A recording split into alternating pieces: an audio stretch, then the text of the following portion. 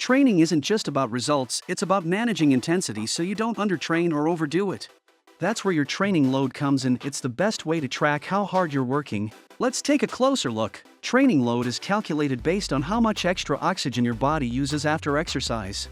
It helps you understand how your workout affects your body and how long you might need to recover afterward. Garmin watches with this feature show your training load for each workout, plus your acute load from recent sessions combined. This acute load gives you a snapshot of your body's stress over the past week, which is super useful for planning or adjusting your training. Older Garmin models also show training load, but they simply add up all your workouts from the past 7 days.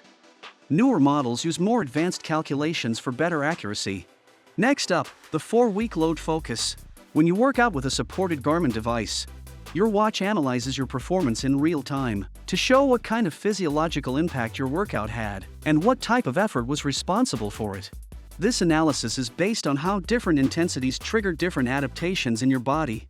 The 4-week load focus screen breaks down your training into 3 intensity zones. The top number and purple bar show how much anaerobic training you've done in the past 4 weeks.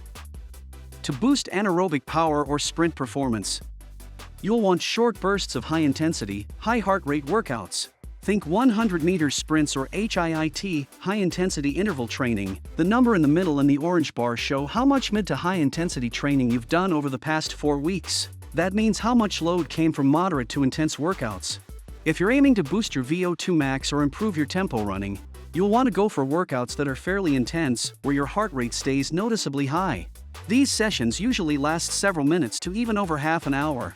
Tempo runs are a great example of this type of training. The number at the bottom and the light blue bar show how much lower intensity training you've done over the past 4 weeks. That's your time spent on longer, easier sessions. Usually these are workouts where you're not too out of breath, you could even chat while doing them. A good example would be a long slow distance run. Besides showing how your training load is split across intensities, this screen also gives you feedback in text, like 1. Low, one of the training intensities is too low. 2. Balanced, your workouts cover all intensity zones pretty evenly. 3. Focused, your training leans heavily toward one zone, like lots of low-intensity work. 4. Below targets, overall training load is too low. 5. Above targets, you might be overtraining. Ideally, your training load should be balanced and appropriate. This helps your fitness improve gradually. Plus, mixing up your workouts helps build a solid foundation over time. It helps improve overall athletic performance. And that wraps up our look at training load. When you combine training load with training status and training effect, and set up your heart rate and HR zones properly, you'll be in a great place to boost your performance effectively. So, in our next and final video, we'll cover how to correctly set up your heart rate and training methods.